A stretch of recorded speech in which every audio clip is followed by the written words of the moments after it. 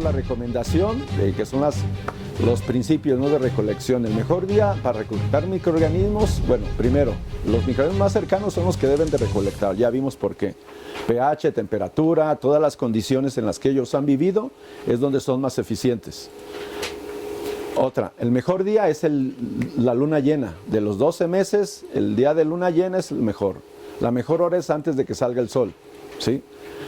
La mejor luna llena es la primera luna llena de lluvias, porque ya ven que empieza a llover y empieza a despertar la microbiología, que es la que despierta las plantas. Entonces la mejor luna llena es el mes de junio, si les llueve en junio o en julio o en mayo. La primera o la segunda luna llena, ¿sí? Entonces con eso conseguimos traer del bosque la mayor cantidad de microbiología. ¿Por qué? Porque si recogen 600 en lugar de 500, pues están trayendo 100 microorganismos más que les van a hacer 100 mejores beneficios en su cultivo. ¿Pero ya llovió alguna vez? ¿Cómo? ¿Ya llovió? Sí, o sea, el primer mes de lluvia es la luna llena. ¿Sí? Si no, si apenas está empezando a llover el día de luna llena, bueno, espérense a la siguiente luna, ¿no? Sí, pueden esperar. Cualquier día es bueno, ¿sí? Inclusive ya vieron en el video, la trampa de arroz, ¿sí? La estación 2 es mejor que la trampa de arroz, cualquier día. Pero si quieren llevarse más microbiología, idealmente sería con esas características. No la guarden, ¿sí? Cuando los estamos sacando del bosque, los estamos extrayendo del medio en el que ellos viven. No la dejen atrás de su camioneta, porque se deshidrata con el viento.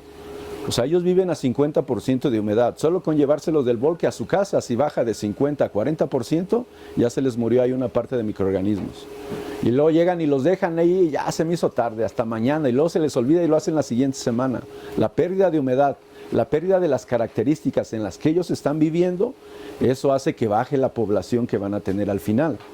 Entonces, literalmente, ustedes hay personas que lo elaboran ahí en el sitio, ¿sí? O sea, se llevan la melaza, se llevan el salvado, una carretilla, no tiene ciencia.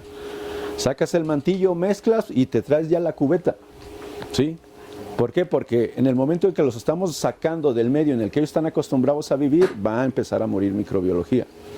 Entonces, idealmente, elabórenlos en el sitio. O en cuanto lleguen, elabórenlos inmediatamente, no los dejen para el siguiente día. Si no, si tienen una boda, si su hija cumple 15 años y ese era el día de la luna llena, llegan y le tiran agua con melaza al 50%, para que tengan humedad en la que ellos están acostumbrados, rociado. No se impregna, se rocía nada más. ¿Sí? Y comida. ¿Para qué?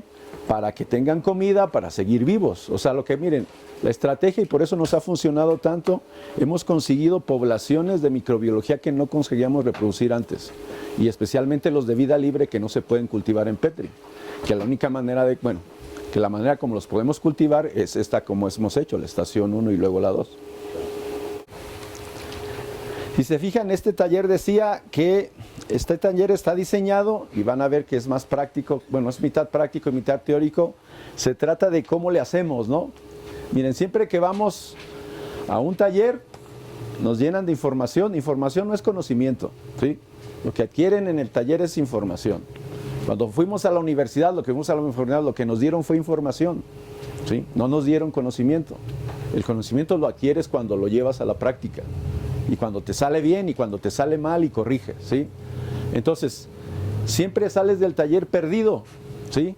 Y llegas y no sabes con qué empiezas. Bueno, ya sé hacer el bokashi, ya sé hacer la composta, ya sé hacer los caldos fríos, bueno, ¿y qué va primero?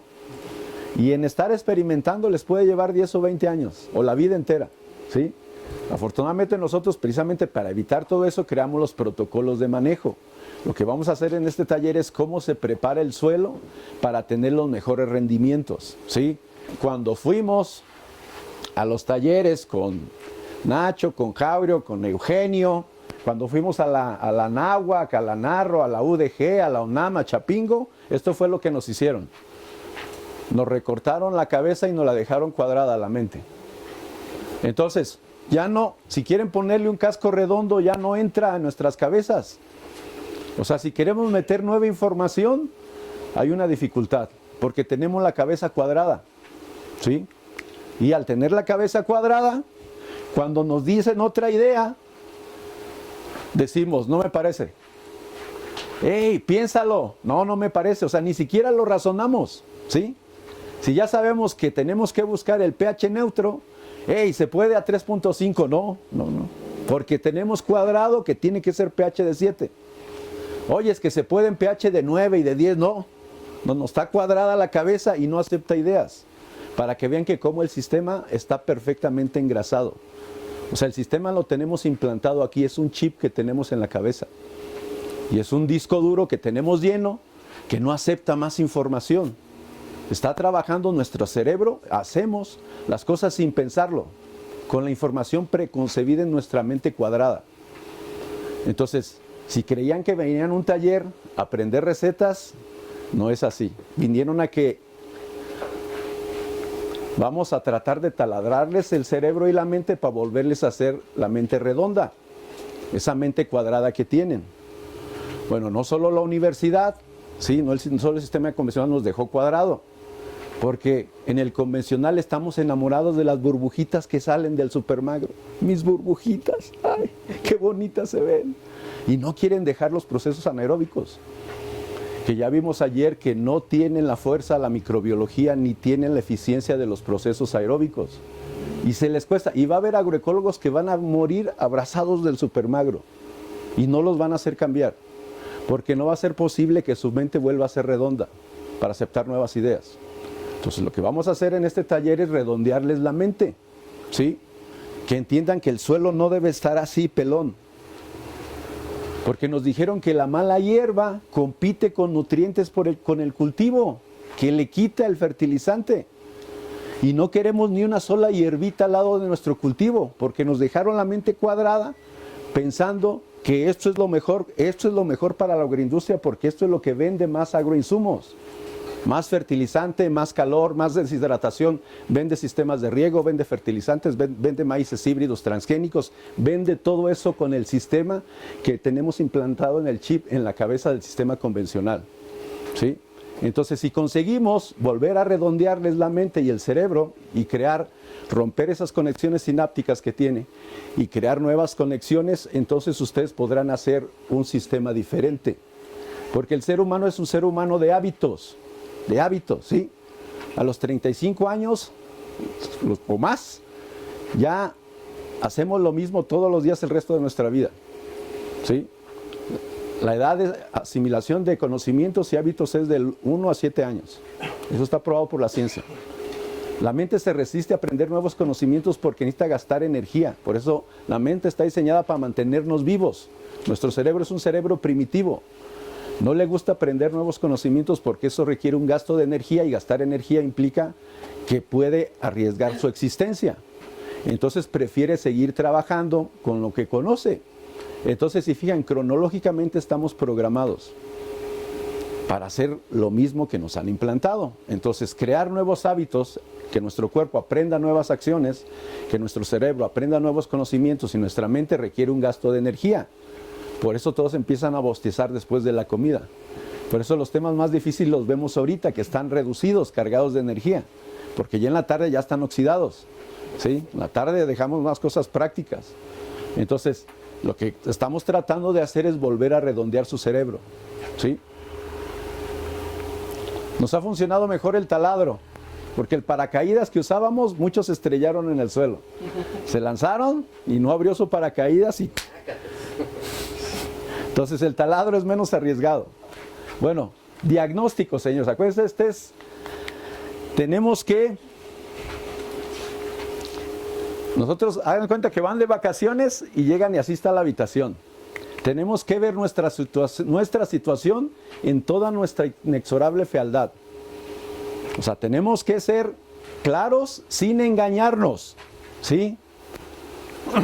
Si no tenemos dinero, no tenemos dinero. Si no tenemos tractor, no tenemos tractor. Si no tenemos un Yomex, que nadie lo tiene, por eso lo vamos a hacer en este taller, no lo tenemos, estamos degradando el suelo con el arado y la rastra.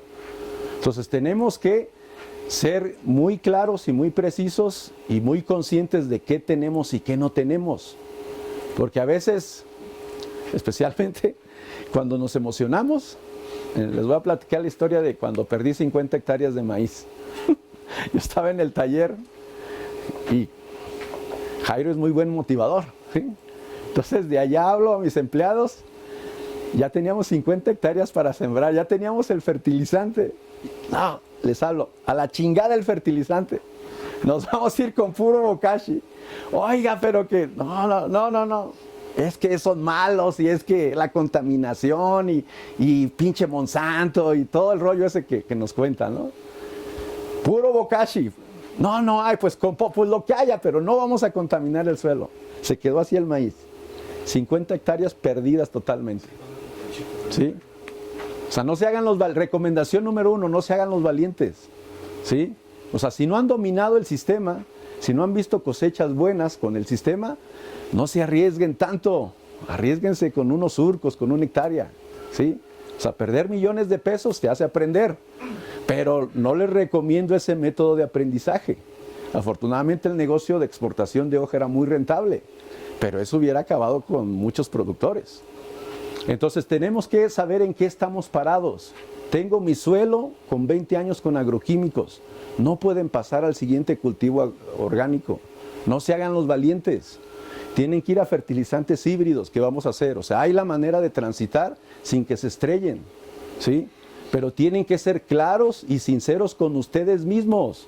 O sea, nosotros nos engañamos a nosotros mismos. No tengo, pero mi compadre me va a hacer el favor. Es mi compadre. Llevé a su hijo al bautismo. Me va a hacer el favor de hacerme la labor. Y el compadre, como decía mi papá, a ver, primero mis dientes y después mis parientes. O sea, primero yo termino mis labores y después, compadre, si puedo, voy y te ayudo. O sea, tenemos que ver nuestra realidad en su inexorable fealdad, señores. Si tienen los recursos y los medios, los tienen para usar de ellos. Eso está seguro. Lo que no está en sus manos y bajo su control, no está seguro. Porque puede que su compadre vaya mañana o puede que esté listo su compadre para cuando ya van a cosechar. O sea, vean realmente lo que tienen. No se engañen a sí mismos. Ya nos ha engañado demasiado la agroindustria para que nosotros nos engañemos también. ¿Sí? Hay que ver las cosas tal y como son, en su inexorable fealdad. Entonces, si hay que limpiar y barrer y resanar, pues hay que hacerlo. Esa es nuestra realidad. ¿Sí? ¿Por qué? Porque pues hay un mundo material, hay un mundo acá imaginario, donde todo es perfecto en nuestra cabeza, pero cuando te topas con la realidad es otra. Vamos a trabajar no con lo que tenemos en nuestro mundo imaginario, vamos a trabajar con las herramientas, con los insumos, con los recursos que tenemos, no con los que pudiéramos tener o que probablemente mi compadre me ayude. No se engañen a sí mismos, ¿sí? Entonces, eso es lo que tiene que ver con el diagnóstico de lo que tienen y lo que no tienen, ¿sí? Y luego, elementos de diagnóstico, ¿sí? Punto número 1, el suelo. ¿Tenemos suelo para cultivar o macetas? Ustedes elijan. Bueno, ya tenemos un suelo para cultivar, ¿no? Superficie. De la superficie dependen estos otros. No es lo mismo cultivar 1 hectárea que 1000 hectáreas, ¿sí? Un tractor da hasta 70 hectáreas. Si están en 70 hectáreas, está bien el tractor. Pero si tienen 1 hectárea o 5, ¿para qué gastan en un tractor? Mejor lo rentan, ¿sí? O sea, la superficie determina cuánta mano de obra van a usar, cuántos insumos y qué insumos y cuánta maquinaria y equipo necesitan. Un tractor está estimado y estudiado que da para 70 hectáreas. Tienen 100 hectáreas y ocupan 2 tractores, ¿sí? Porque uno no les va a alcanzar para las actividades. Entonces, lo primero es que vean qué superficie van a trabajar. Porque dependiendo de la superficie es lo que van a requerir de mano de obra, de insumos y de maquinaria y equipo. Entonces, todo parte de la superficie. 1 hectárea, pues rentan los eventos de maquinaria y lo demás hasta mano lo pueden hacer. 10 hectáreas ya requiere más mano de obra, más insumos, porque también tiene que ver con cuántos insumos vamos a elaborar. Si son 200 litros por hectárea y tengo 10 hectáreas, pues mínimo necesito bidones de 1000 litros. ¿Cuántos? Pues unos 5 o 10. Todo eso, señores, se hace antes de que empiece el día de siembra. No estén corriendo el día que van a sembrar, ya es tan tarde, ¿sí?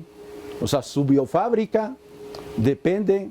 Idealmente nosotros siempre le recomendamos el bin de 1000 litros, ¿sí? Para elaborar la estación 2. Porque mientras más le ponen, mejor está su suelo. porque hacen 5 de 200 ahí en un solo evento de 8 días, ¿sí? Sobre todo 5, 10 hectáreas, pues hacen 1000 litros cada 8 días y 1000 litros inyectan o aplican cada 8 días. Acuérdense que las plantas planean a 1 y 3 meses de anticipado, que no lo hacemos nosotros. O sea, tenemos que prepararnos y saber en qué momento está. Si el protocolo inicia 6 meses antes, ¿sí? Inicia en enero si van a sembrar en junio. Por lo menos 100 días antes, o sea, tienen hasta febrero, hasta marzo para arrancar. Si no, ya no iniciaron a tiempo.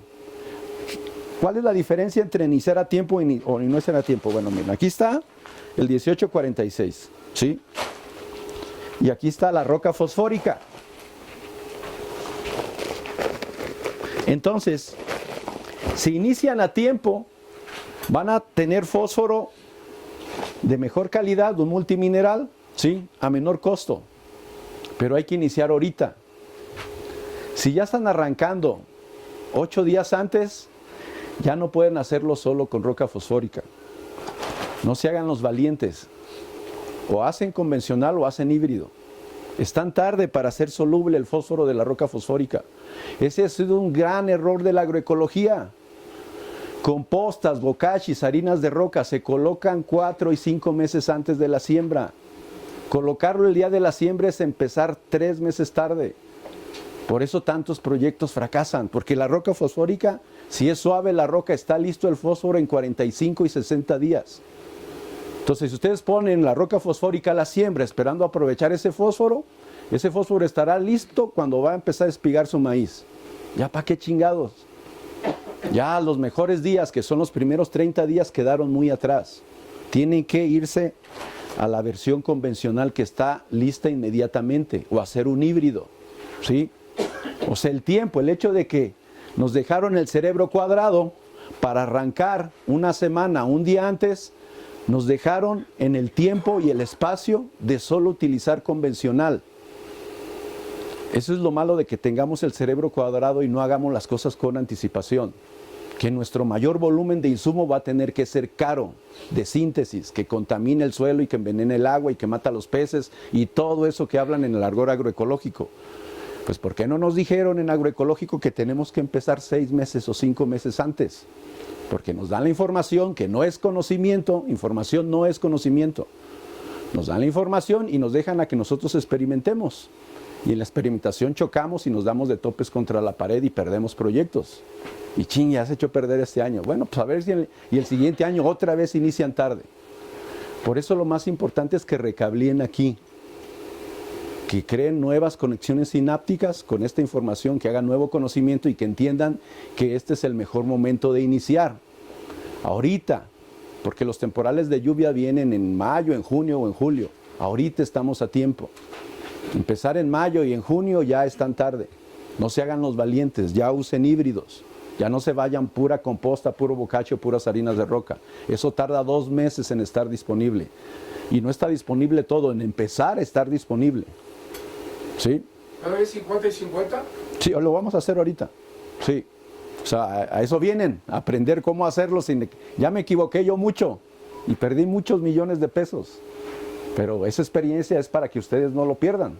En la era industrial, que terminó hace 50, 60 años, era necesario el dinero para hacer las cosas. ¿Sí?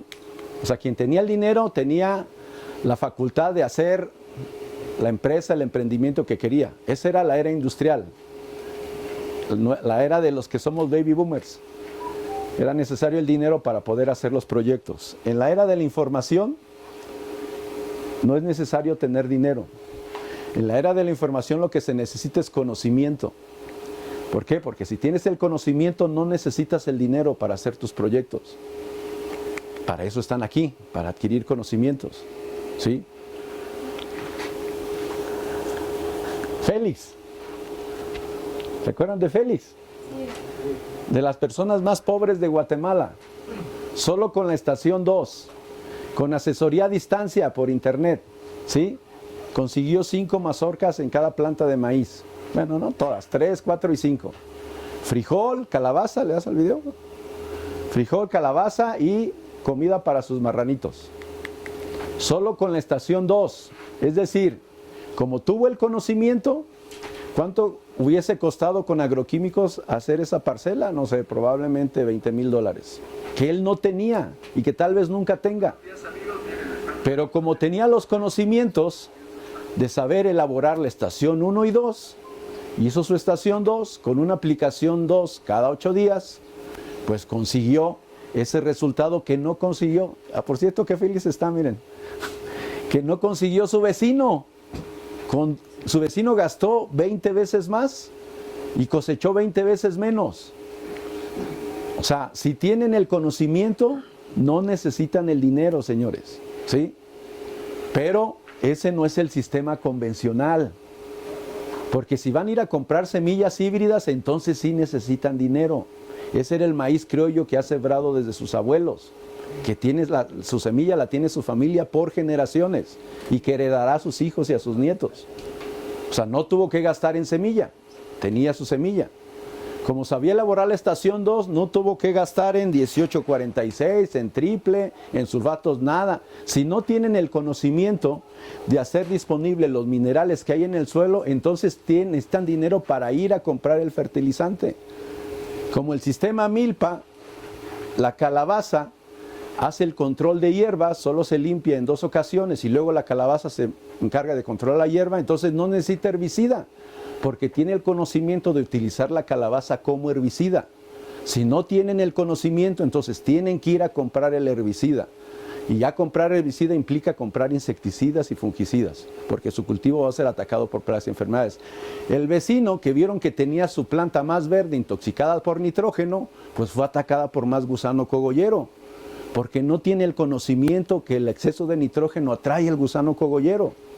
Félix, como no puso nada de síntesis, ni un gramo de fertilizante convencional, nunca tuvo esos ataques de gusanos. Y además ya vieron cómo se puso de silicio la mazorca, su armadura de vidrio. Si tienen el conocimiento, no necesitan el dinero. Listo, le ponen el agua cuando quieren. Si no tienen el dinero para comprar uno de esos, entonces hay que hacer esto. Ambos hacen lo mismo, pero aquí se evapora más agua, aquí se evapora menos. El agua se infiltra y se retiene. ¿Sí? Acuérdense que la planta necesita agua 24 horas al día, 365 días del año. Entonces, la infiltración y retención de humedad arranca ahorita, 6 meses antes, 100 días antes de la siembra, con el diseño hidrológico. No un mes antes de la siembra, ya va a ser muy poquita agua la que van a retener. Las fotos que les mostramos de Sudáfrica, en el desierto, 6 meses antes hicimos los diseños hidrológicos. 6 meses antes estuvimos reteniendo agua, bien poquita que hay en el desierto. Cuando sembramos ya teníamos humedad. De 600 kilos nos fuimos a 6,000 kilos. Por eso María me va a ganar, en el primer intento se va a ir a 10 toneladas. Bueno, le vamos a ayudar, ¿no?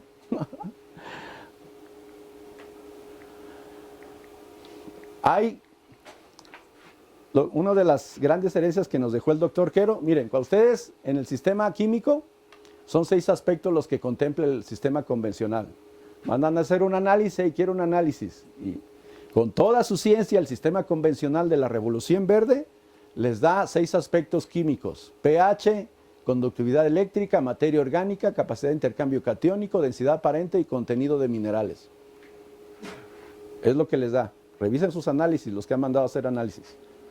Son 6 aspectos químicos de 15 aspectos que deberían de estar resolviendo. O sea, el sistema convencional ni siquiera contempla los 15 aspectos químicos que deberían resolver, nada más contempla 6.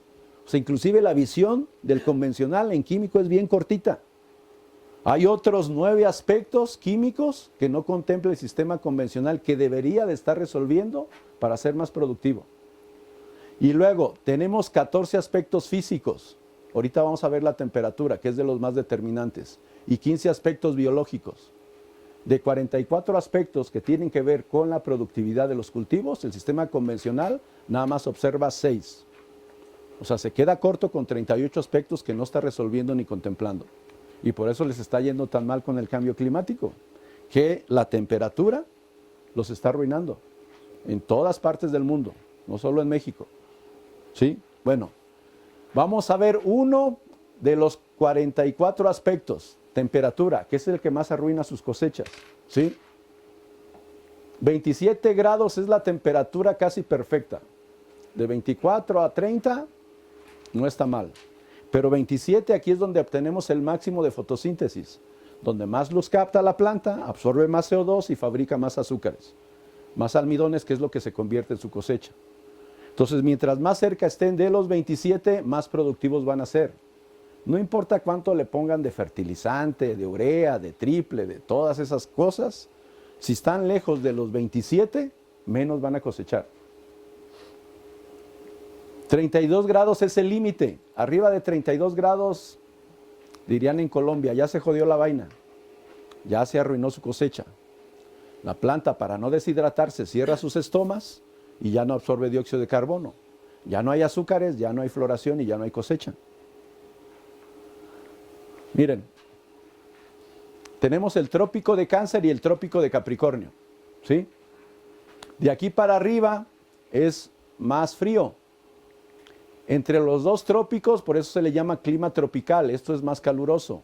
Y de aquí para abajo es temperatura igual que arriba. Por eso Argentina sí le funciona a los sistemas de Estados Unidos, Europa y China. Bueno, y aquí tenemos la ventaja que arriba de 1500 metros sobre el nivel del mar hay climas parecidos al clima templado del norte y del sur. O sea, ustedes tienen la ventaja de no tener temperaturas tan altas, que es lo que arruina las cosechas. Entonces, deben de ubicarse en su realidad. Si están abajo del trópico de Cáncer y arriba del trópico de Capricornio, vamos a ver ahorita las características del clima tropical respecto al templado. Aquí es más fácil producir grandes cosechas. Templado, Estados Unidos, China, Europa, Argentina, y aquí es más complicado por la temperatura, porque tenemos temperaturas más altas. Aquí está, miren, aquí atraviesa México el trópico de Cáncer. Por eso Sinaloa es tan bueno. Sinaloa tiene clima, en el invierno tiene clima templado y en el verano tiene clima tropical. Hacen lo mismo en Sinaloa, en el verano, y sacan 6 toneladas por hectárea. Misma semilla, mismo fertilizante, misma agua, lo mismo. Hacen lo mismo en invierno y sacan 12 toneladas, el doble. Para que vean cómo es determinante la temperatura en sus rendimientos. ¿Sí? O sea, hagan lo que hagan, la misma paquete tecnológico, misma genética, misma agua, 6 toneladas en el verano, 12 toneladas en el invierno, sin cambiar nada. Para que vean cómo la temperatura determina cuánto cosechan. Y miren, aquí está cómo se arruinan las cosechas por temperatura. Arroz. ¿Alguien cultiva arroz? Nadie. Bueno, si conocen a alguien que cultive arroz, bueno, probablemente en línea cultivan arroz. La temperatura óptima son 25 grados, máximo 26. En la temperatura óptima se cosechan 7.6 toneladas por hectárea de arroz. ¿Sí? Si la temperatura, ¿sí?, sube a 28 grados, ya baja de 7.6 a 6.3. Si sube más la temperatura a 32 grados, vean cómo se cae el rendimiento, 2.9, menos de la mitad, el menos 54%. Solo con que se suba la temperatura, ¿sí? Misma semilla, mismo paquete, mismo todo. Aunque les digan que no, que este transgénico, que hace milagros, no es cierto. Le sube la temperatura y cómo se está perdiendo el café en Chiapas. Adiós cosecha. Y ahora con el calentamiento global, ¿sí?, se van a arruinar. O sea, acuérdense, hay que ver las cosas en su inexorable fealdad. El calentamiento global va a arruinar probablemente a más de la mitad de los agricultores. Esperemos que ustedes no estén en ese grupo. Para los que se han preocupado por qué han perdido sus cosechas de frijol, aquí está la respuesta. Temperatura. Es muy sensible a la temperatura el frijol. Por eso es que con mucho calor no hay cosecha. No importa las toneladas de fertilizante que le pongan. No van a conseguir que abra sus estomas, que por exceso de calor lo cerró y que fabrique azúcares. Sí, acuérdense que el suelo descompactado está a 24 grados. El suelo compactado está a 58 grados. ¿Cómo se arruina más fácil tu cosecha? Con suelo compactado. Por eso ahorita el protocolo inicia con el subsuelo. Porque descompactando y aireando el suelo, digamos que no hay acumulación de calor. El suelo compactado acumula los rayos del sol y hace que se incremente la temperatura. La cobertura, ¿sí?, son 12 grados de diferencia. El silicio te da 12 grados. Puede estar a 40 y tu planta siente que está a 28. con la cobertura de silicio. Ya nos estamos preparando para el cambio climático, descompactando el suelo para que esté más fresco, para que no acumule temperatura, para que no se arruine nuestra cosecha. Vean por qué se arruina la cosecha. Acuérdense que en temperatura fría no hay mucha fotosíntesis, pero no hay gasto de azúcares. Este es gasto de azúcares. Hagan en cuenta que es una alcancía. Aquí están ahorrando, hasta aquí. Mientras estén abajo de los 32 grados, miren, la 27 es la óptima. Por eso los holandeses tienen a 27 grados sus invernaderos todo el año, porque es donde más fotosíntesis hay. Aquí hay más fabricación de azúcares y almidones, que son los que se convierten en flores y luego en frutos. Pero si se baja a 32 grados, lo peor no es de que baje la fotosíntesis, lo peor es que sube el gasto de azúcares. O sea, la planta, den de cuenta que como nosotros cuando corremos, ¿sí?, que gastamos más energía, la planta aumenta la respiración para tratar de desprenderse del calor que está sintiendo. Y eso es un gasto de azúcares, eso es respiración. Y esos azúcares que está usando para sobrevivir, ya no los usa para producir flores y frutos. ¿Ven por qué es tan malo que se suba de 32? ¿Sí? Idealmente su planta tiene que estar a 27. ¿Cuándo? 24 horas al día, todo el año. Por eso es tan malo. Y el otro extremo es el frío, que también le estresa. Acuérdense, salgan a medianoche con el pie descalzo a sentir qué tan frío está el piso desnudo. Si no, no lo van a aprender. Para que sientan lo que sienten sus plantas.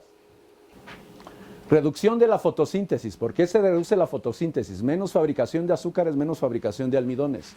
Las altas temperaturas reducen la eficiencia fotosintética. Esto es, hace menos fotosíntesis. Aumento de la fotorrespiración. Esto es gasto de azúcares. Lo que ahorra se lo despilfarra en parranda la planta. Cierre estomático, el cual es un mecanismo de protección que reduce la pérdida de agua por transpiración. La planta cierra el estómago para no deshidratarse cuando hace mucha calor. Pero el mismo estómago que cierra es por donde absorbe CO2.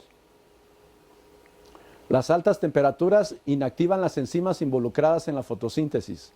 Al reducirse la fotosíntesis se reduce la asimilación de carbón.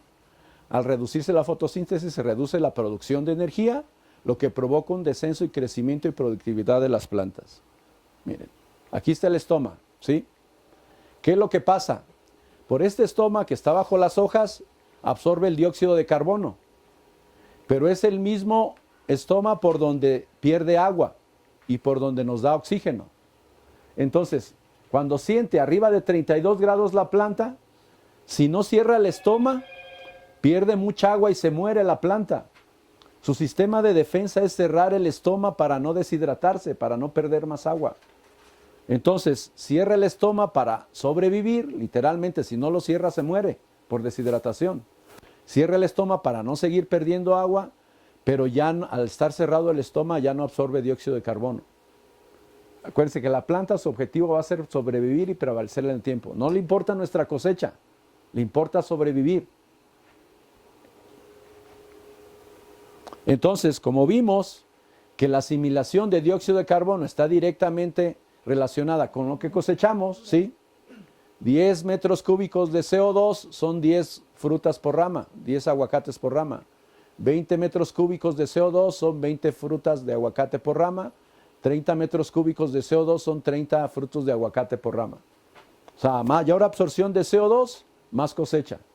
Entonces, ¿qué sucede cuando la planta cierra el estoma para no deshidratarse?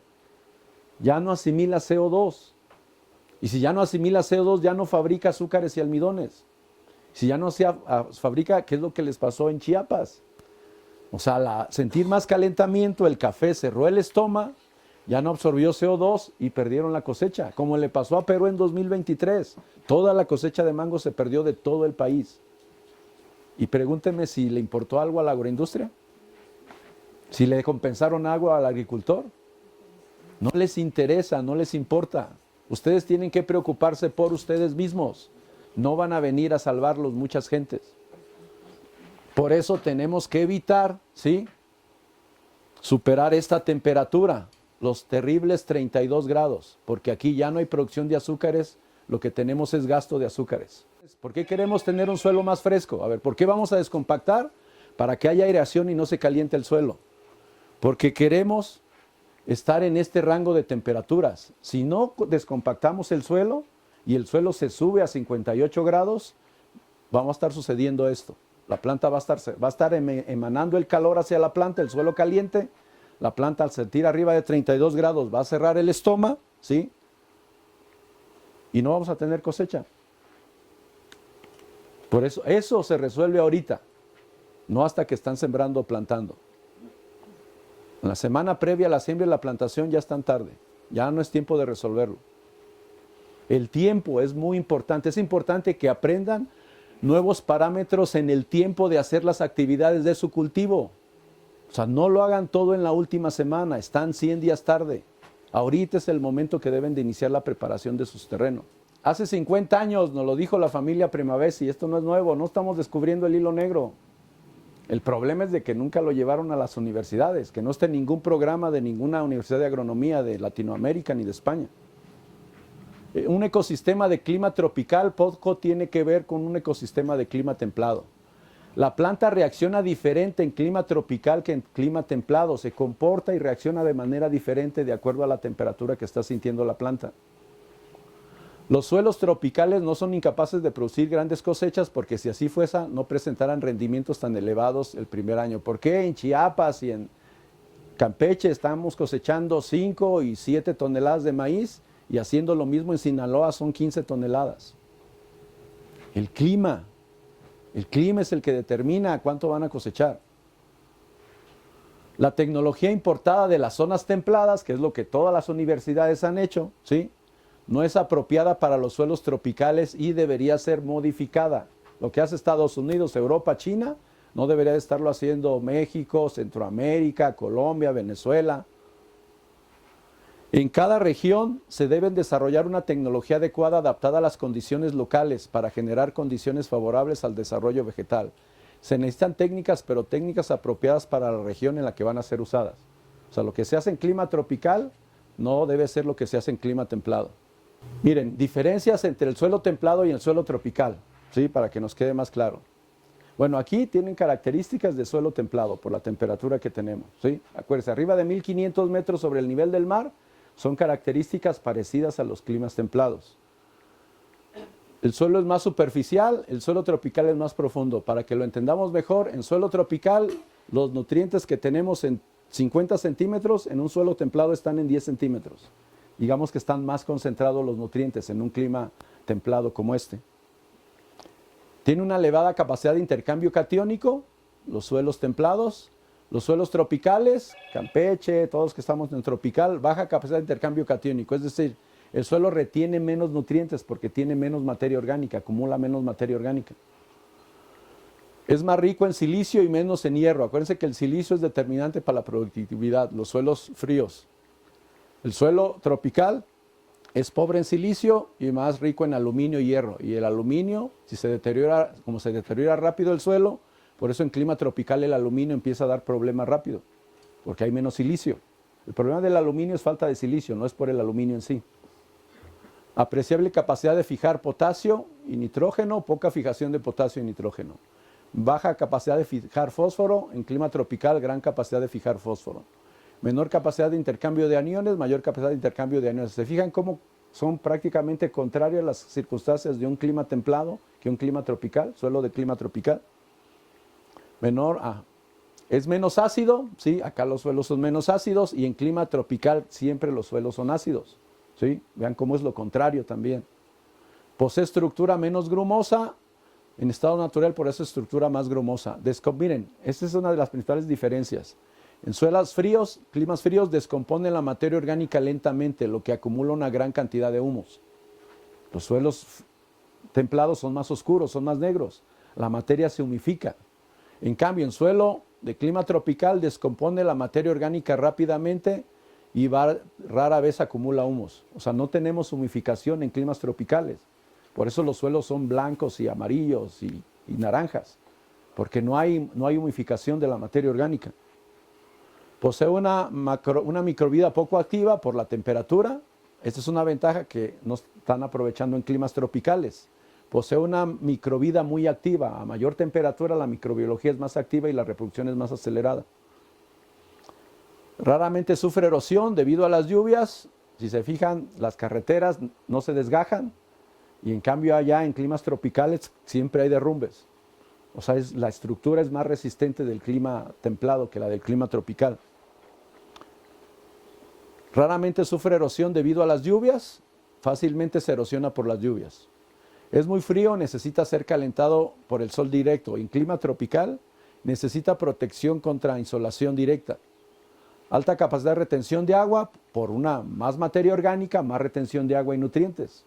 Y el clima tropical que no humifica, que no retiene, que no tiene mucha materia orgánica, pues baja capacidad de retención de agua. No se desmenuza, por eso en Estados Unidos o Europa pueden estar labrando y labrando año con año y no se desintegra y no se erosiona como si se erosiona el suelo, se desmenuza fácilmente y se erosiona fácilmente. Entonces, fijan cómo es diferente trabajar en un suelo tropical que en un suelo templado. ¿Y por qué estamos copiando todo lo que hace Estados Unidos? Si no es nuestro tipo de suelo. Miren, para que vean la diferencia, ¿en qué se parece este suelo a este? Este es el del suelo tropical y este es el suelo templado. Como hay menos temperatura, se descompone más lentamente la materia orgánica, lo que se humifica y se hace negro el suelo. Aquí la materia orgánica puede estar entre 10 y 12%. Y los suelos tropicales, como se descompone rápidamente la materia orgánica, no se humifica. Y por eso no tenemos suelos oscuros. Tenemos que hacer acciones que imiten esa facultad para retener más nutrientes. Bueno, miren, aquí está bien clarito, señores. Miren, regresamos al mapa, ¿se acuerdan? Bueno, en la siguiente presentación los vamos a poner juntos. Vean, trópico de Cáncer, trópico de Capricornio. De aquí para arriba, templado, de aquí para abajo, templado. Vean dónde están los suelos más fértiles del mundo. Lo que está en naranja son los suelos más fértiles. ¿Sí?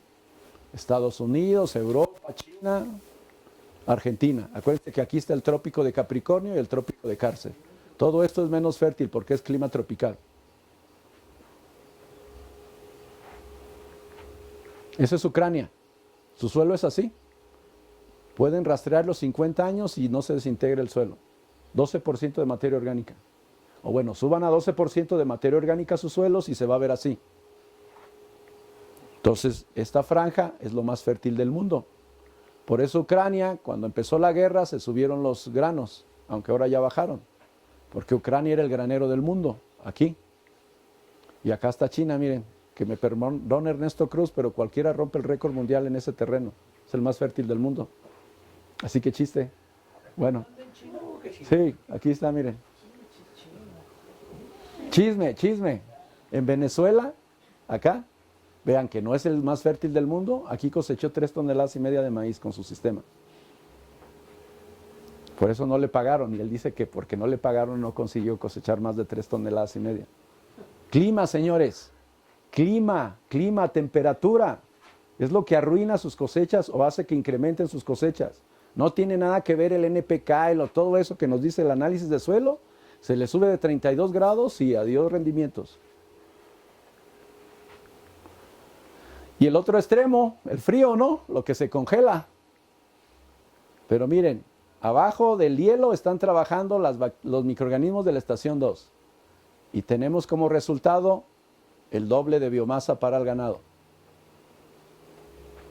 El sistema que hemos creado funciona bajo el hielo y funciona a 50. En Yucatán tenemos 50 grados centígrados y 90% de humedad. El sitio más difícil del mundo para producir alimentos. Y estamos produciendo alimentos. Pero por eso los microorganismos son los de tu región. O sea, si nos llevamos los de Yucatán aquí, seguramente se va a morir más de la mitad. Porque están acostumbrados a sobrevivir a altas temperaturas. Por eso, miren, y además son gratis. Bueno, miren, Sinaloa, este año se les heló, miren, aquí está la parcela de Utopía al fondo. Y vean el vecino cómo se heló. 3 días bajo cero. Vean, todo quemado. Y gracias a esa preparación que vamos a hacer, gracias a la cobertura de silicio, nuestro maíz, miren, no está regado. Porque nos dijeron en los comentarios, no, es que tú regaste. Y en convencional dicen que regando protegen sus plantas. O sea, dice la literatura que a 0 grados adiós cultivo. Y tiene razón, o sea, yo no contradigo al convencional, tienen razón. A ellos se les hela a 0 grados y se les muere. Se intoxican si ponen más fertilizante del debido. Están en lo correcto, en su sistema. En el sistema orgánico no nos aplica las reglas del convencional. Ahorita vamos a ver las diferencias. Entonces, pues nada más aquí el productor perdió toda su inversión y nuestros clientes iban a cosechar, ¿sí? Es la única pequeña diferencia entre convencional y agricultura orgánica de última generación. O sea, nada más ellos perdieron su cultivo. Y nosotros no, miren, aquí no hay riego, ¿sí? Aquí tampoco hay riego, en ambos no hay riego. Este celó, adiós maíz, adiós inversión, y el nuestro no celó. Aquí sí va a haber elotes y sí va a haber cosecha. Para eso sirve todo esto, o sea, todo esto que vamos a hacer en preparación es precisamente para sobrevivir al cambio climático, señores. A temperaturas más altas, pero también a temperaturas más bajas. Ahí ese maíz ya tiene la cobertura de silicio. Sí, este tiene... ¿Cómo? ¿Es perceptible cuando ya la tierra tiene? Sí, o sea, aquí se ven las vellosidades, las nervaduras más gruesas, o sea, se ve la cobertura de vidrio. Como blanquecino. Mira, en la caña se nota mucho porque se ven más vellitos, igual que en el maíz. Todo eso que te pica en el cuello, ese es silicio. El silicio le ayuda para las temperaturas bajas. Sí, bajas y altas, en ambas. Te protege contra heladas y te protege con altas temperaturas. Bueno, diseño, señores. Entonces, ubíquense en su realidad, sí, por favor. Y ahorita viene lo bueno, el diseño. ¿En qué altura están? ¿En qué temperatura? ¿Es tropical? ¿Es frío? ¿Sí? ¿Con qué cuentan? ¿Tienen sembradora de precisión con GPS, con el satélite? ¿No tienen si va a ser la siembra a piquete? O sea, vean con qué cuentan y no hagan sueños guajiros, por favor. Sí, ya hay mujeres, ¿no? Pero si no hubiera mujeres, tenía un amigo que decía, no se hagan puñetas mentales, señores. Lo que tienen, lo tienen, y lo que no tienen, no lo tienen. No estén soñando con que lo van a tener. Trabajen con lo que está bajo su dominio y en sus manos. No estén soñando con que el compadre les va a ayudar. Tienen que preparar su suelo, tienen que hacer su cultivo con lo que cuentan. Afortunadamente el dinero no es una opción. Ya Félix en Guatemala les puso la muestra. Diseño, señores. Los que fueron con Eugenio, el key line, la ubicación de la bodega, ¿sí? El área de cultivo, el área arbolada, el bosque que románticamente vamos a proteger, bla, bla, bla, bla, bla, bla, bla. Todo eso que les dijeron en los talleres. ¿Qué es más importante en el diseño? ¿Sí? Para que un proyecto se considere exitoso, debe reunir 3 condiciones, señores. Debe ser ecológicamente respetuoso, debe ser socialmente responsable y debe ser económicamente rentable. ¿Cuál es la más importante de las 3? Rentable. Entonces, ¿qué es más importante en el diseño? El mercado. O sea, olvídense de la ubicación de la pinche bodega y del key line y de todo lo que hemos aprendido en los talleres. Si llegan a cosecha y no venden su cosecha, ¿de qué chingados les sirvió toda la pinche agroecología que aprendieron en estos talleres? Lo más importante es el mercado, señores. Lo que siembran debe estar vendido. Idealmente deben saber dónde lo van a vender y a cómo lo van a vender. Y si no, pues, si me estretes el mercado, tienes que buscar otros mercados. ¿Por qué? Porque ¿cuánto tiempo aguantan sacando dinero de su bolsillo sosteniendo su cultivo? O sea, si son nietos o hijos de Carlos Slim, pueden aguantar 100 años, ¿no? Pero si no, o sea, él tiene que regresar el dinero, tiene que regresar su inversión. Y el dinero regresa cuando cosechan, no cuando cosechan, cuando tienen los sacos de maíz o de frijol.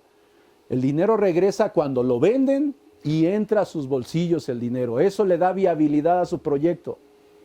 Si no, no van a seguir el siguiente año. Entonces, lo más importante en el diseño, cuando están definiendo qué voy a sembrar, ¿sí? Por favor, chinga, esas frases no podemos usar, que dicen que amárrense un huevo y el otro también. O sea, no por mucho que quieran hacer frijol y puedan hacer frijol, si no tienen dónde vender el pinche frijol, ¿para qué siembran frijol? O sea, acuérdense que debemos ver las cosas tal y como son en su inexorable fealdad. No se engañen. Lo peor, miren, que otro venga y los engañe como ha hecho la agroindustria, pues no está tan mal. Lo peor es que ustedes se engañen a sí mismos. Que ustedes digan, no, sí, es que los astros, Júpiter y Saturno, cuando sea la cosecha, van a hacer conjunción con la luna llena y su pinche madre, y va a venir un comprador y me va a pagar 10 veces más de lo que paga el mercado. No sueñen, señores, ¿sí? O sea, hay que poner los pies en la tierra. Lo que van a sembrar, idealmente ya debe estar vendido y ya deben de saber a cómo lo van a vender y dónde lo van a vender.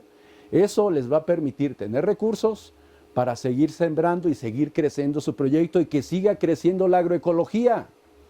Porque la agroecología se ha extinguido en el último eslabón de la cadena, que es el mercado. Tenemos clientes que venden y se revuelve el agroecológico con el convencional de venenos, al mismo precio. Se perdió el valor, pero miren, estaban gastando 10,000 pesos y ahora están gastando 1,000 pesos. O sea, ellos tienen un ingreso en el bolsillo 10 veces más de lo que ganaban antes. Pero idealmente hay que pensar sembrando en dónde vamos a vender, o que idealmente algo que ya tengamos pedido. Entonces, su ubicación, sus recursos con lo que cuentan y el clima en el que tienen determinan, miren, por eso con el señor Dimas, cuando hagamos el recorrido hay creo que 30 cultivos diferentes.